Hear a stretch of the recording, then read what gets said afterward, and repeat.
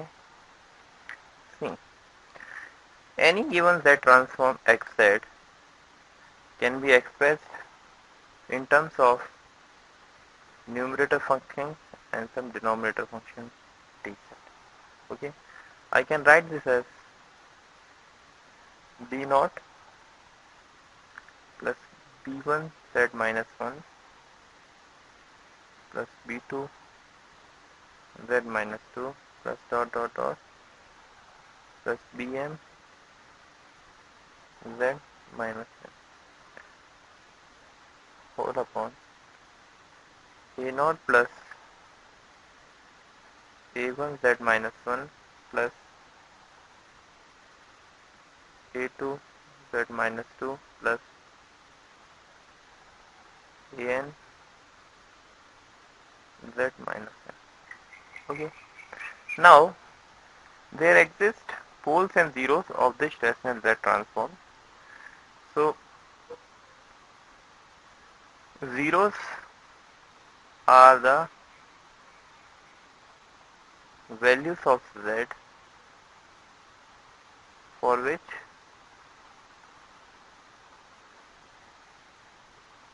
xz is equal to 0. Okay.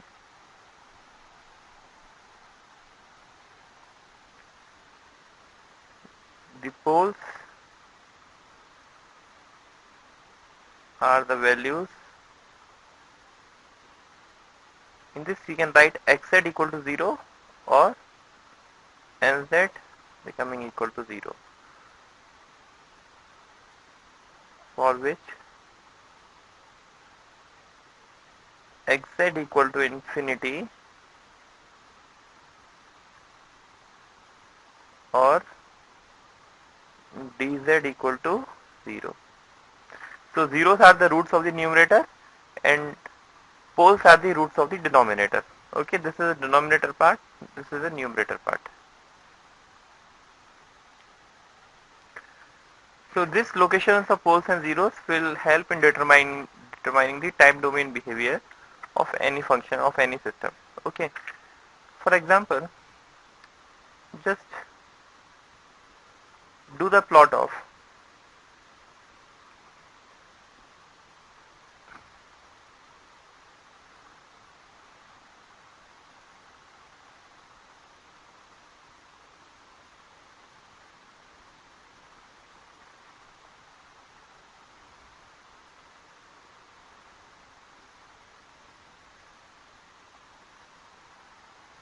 okay.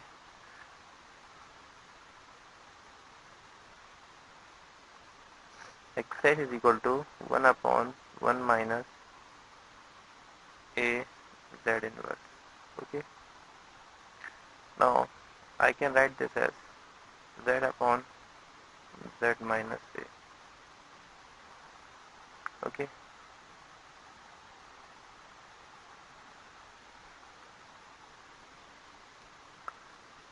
ROC of this is mod z greater than a. If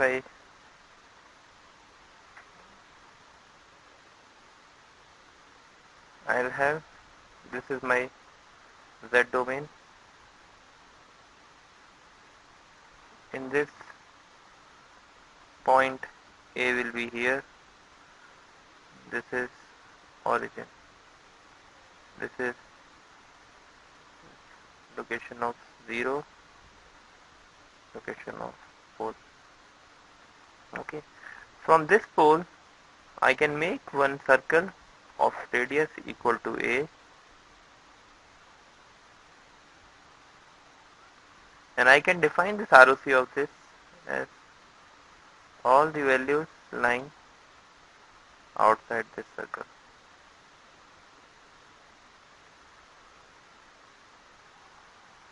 Okay, so this is one way of plotting the poles and zeros. Now we will see the location, the pole location and the time domain behavior for causal signals. Okay. Okay. Now let's see the pole location and time domain behavior.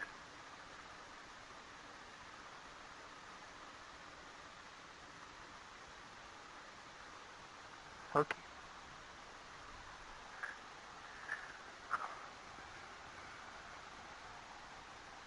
Just on this side, I will plot the pole location.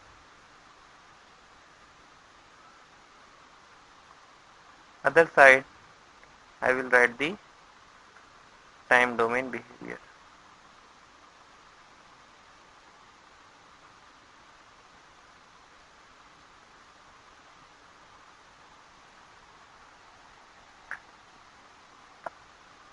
First,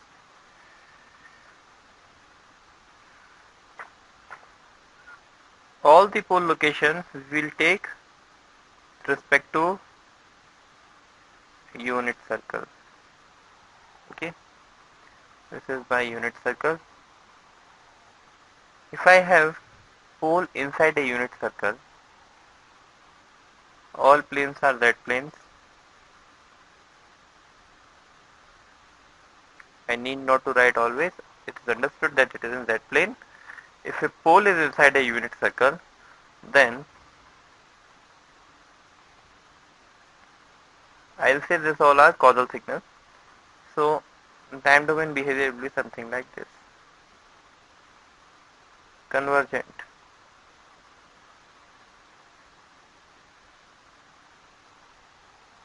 Okay. This is my accent.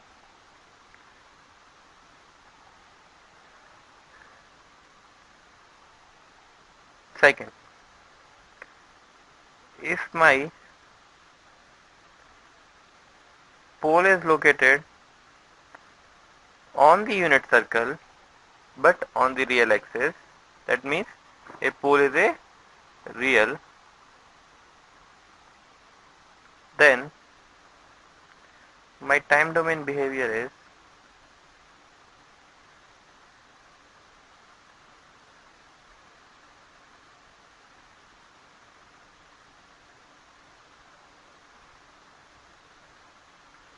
okay.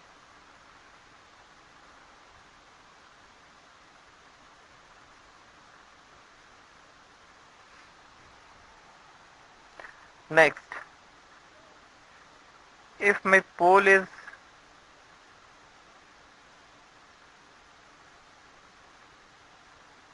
lying outside the unit circle,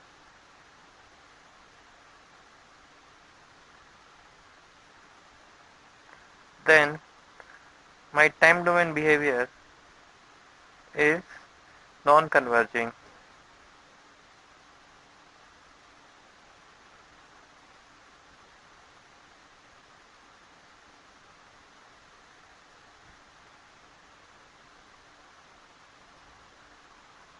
That means whenever a pole is inside the unit circle, I will have a stable system, and whenever the pole is lying outside the unit circle, it becomes unstable.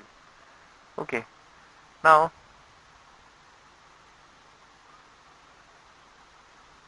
if we see there is a single pole, so I can write this expression as nothing but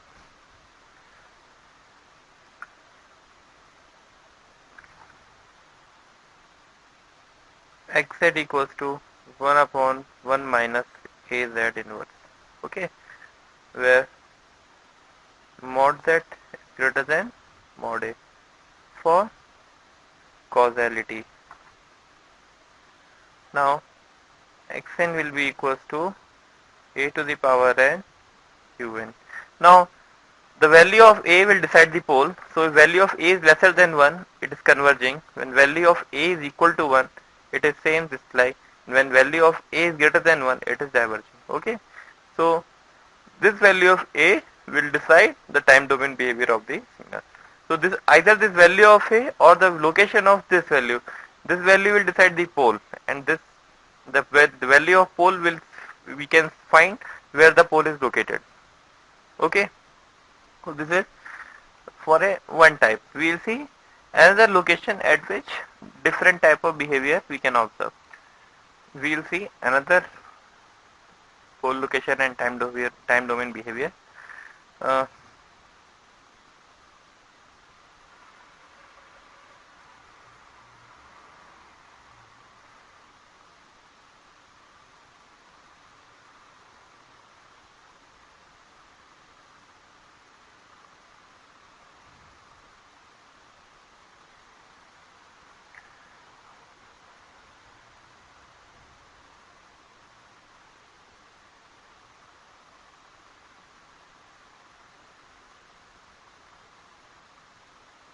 Suppose pole is located inside the circle but on the left hand side. Now the value of pole is negative. Now xz is 1 upon 1 plus az inverse. So xn will be minus a to the power n un. Thus time domain behavior will be like an oscillatory. So it will be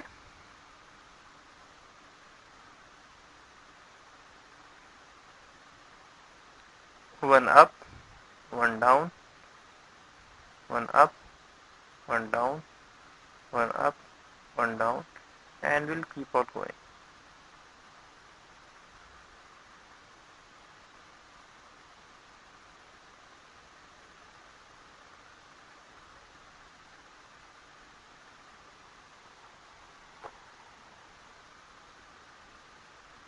This is when pole is located inside the unit circle.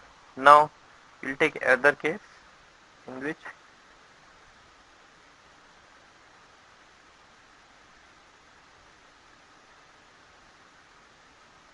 pole is located on the unit circle. Now this time one up, one down. All these lines will be of same size because at this time value of a is equal to minus 1. Xn will become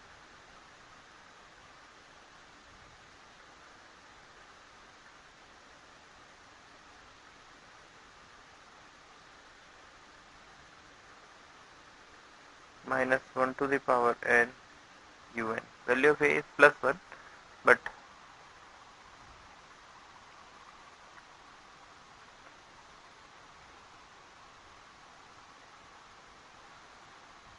next third case will be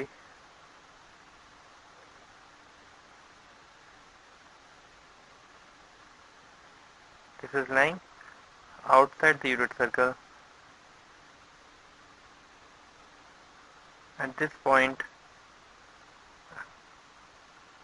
time domain behavior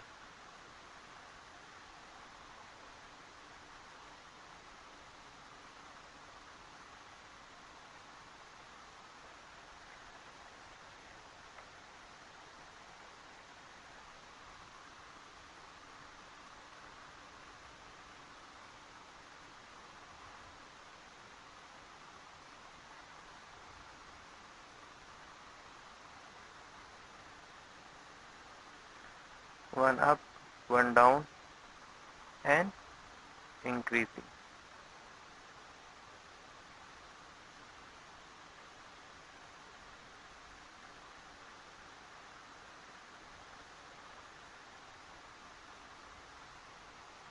Okay. So these are the another different location and different time domain behavior we have seen. To summarize this, we'll make a note of something.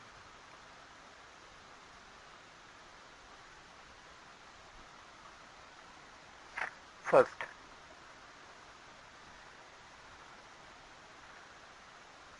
causal real signals with simple real poles or simple complex conjugate pairs poles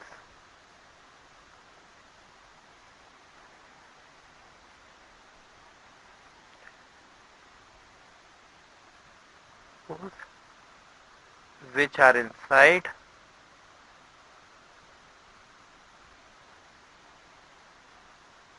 or on the unit circle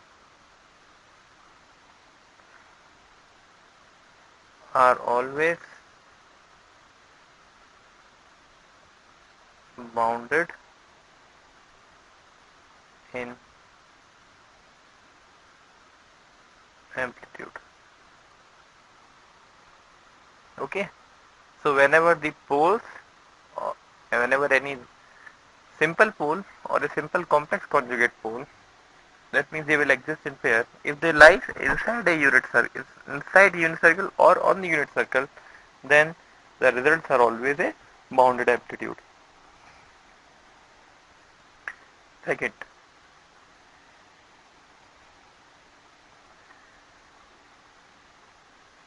a signal with pole near to origin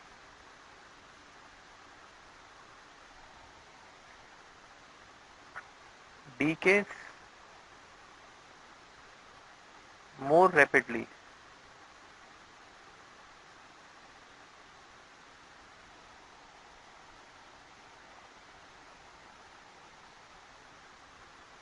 than one associated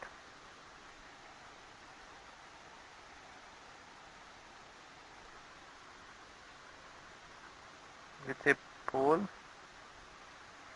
near inside the unit circle. Okay, this says statement makes us think that if a poles are located near to the origin, then the decay will take place faster. And if poles are placed near to the unit circle but inside the unit circle, then the decay will not be faster, it will take some time to decay completely. Okay.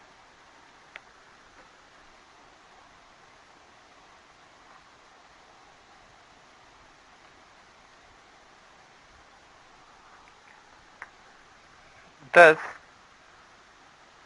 from these two statements, I can make out time domain behavior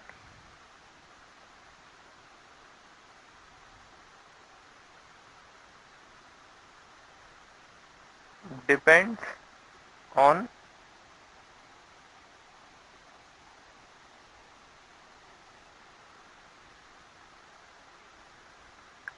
location of poles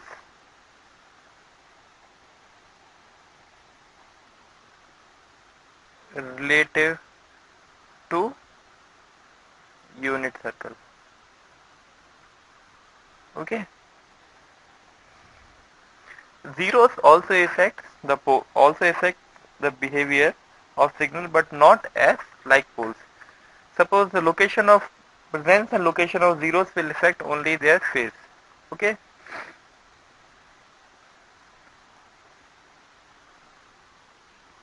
Now, the next topic we'll study is inversion of Z transform. Inversion of Z transform will be helpful in finding the unit sample response of a system. Okay.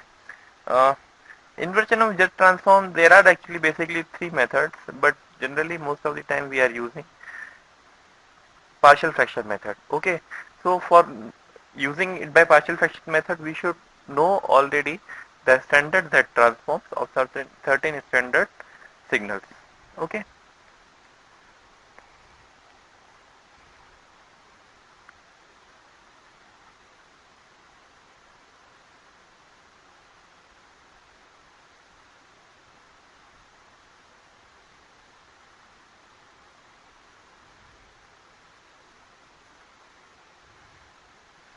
The first method is direct evaluation.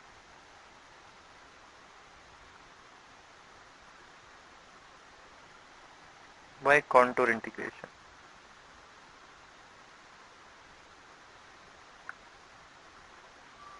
Like we have formula for finding the Z transform xz from xn.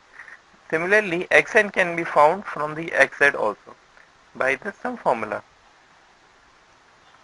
Second method is expansion into series of terms in the variables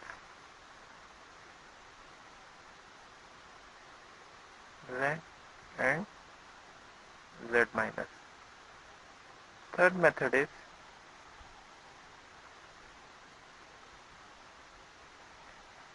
partial fraction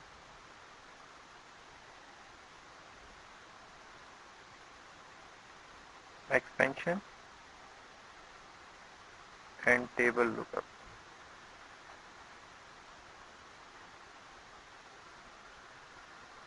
Okay.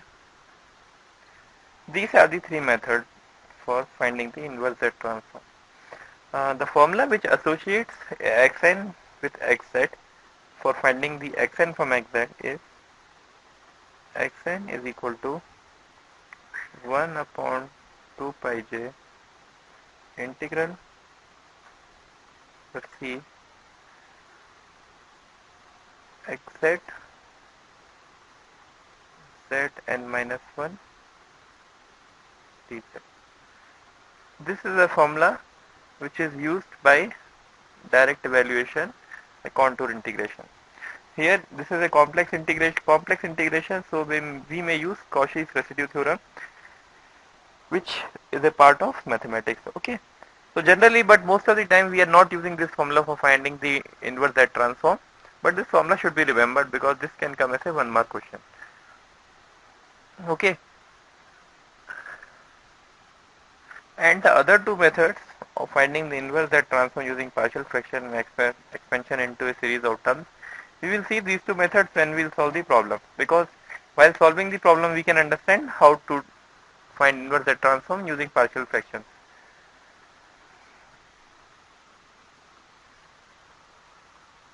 Now we will see one problem for finding the inverse Z transform.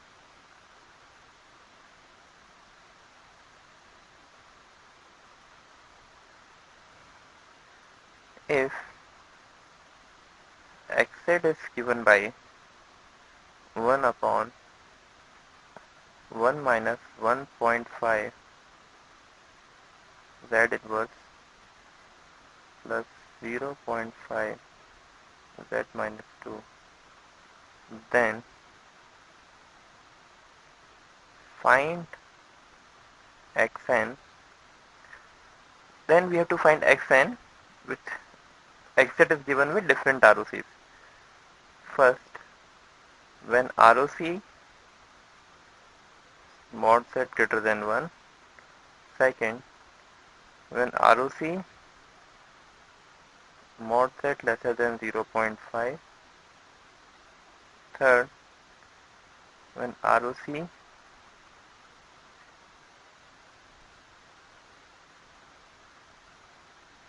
okay, under these three different ROCs we have to find the xn. Okay, now resolving xn into partial fractions, 1 upon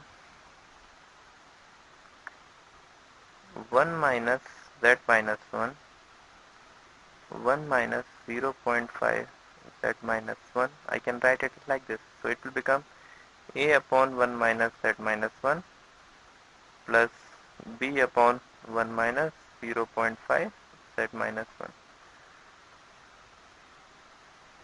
Solving and finding the value of a and b, we will get a is equal to 2, b is equal to minus 1. Thus, I can write xz is equal to 2 upon 1 minus z minus 1 minus 1 upon 1 minus 0.5 z minus 1. Okay. Now ROC of this can be mod z greater than 1 or mod z lesser than 1. ROC of this can be mod z greater than 0.5, mod z lesser than 0.5. Okay. So taking the first case, when overall ROC of xz is mod z greater than 1. That means mod z greater than 1 means overall finally this intersection of this and this will be mod z greater than 1. Thus xn in this case will be 2 times 1 to the power n un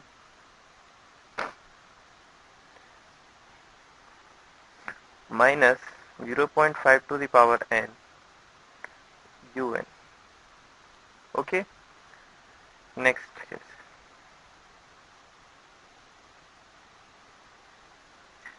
When ROC mod z is lesser than 0.5, that means it will become a anti-causal signal. This was for causal signal. So in this case xn will be minus 2 1 to the power n u of minus n minus 1 plus 0.5 to the power n u of minus n minus 1. Okay, this is anti-causal.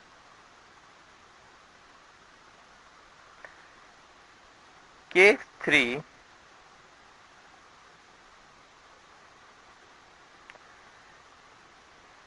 in this ROC is lying in a annular region, 0.5 mod z.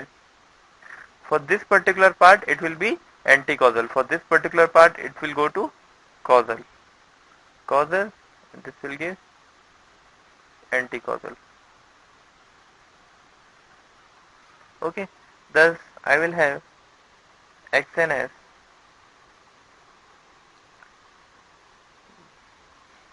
minus 2 1 to the power n u of minus n minus 1 minus 0.5 to the power n u of n. Okay, so this way these three different type of z xn can be found depending on the region of convergence.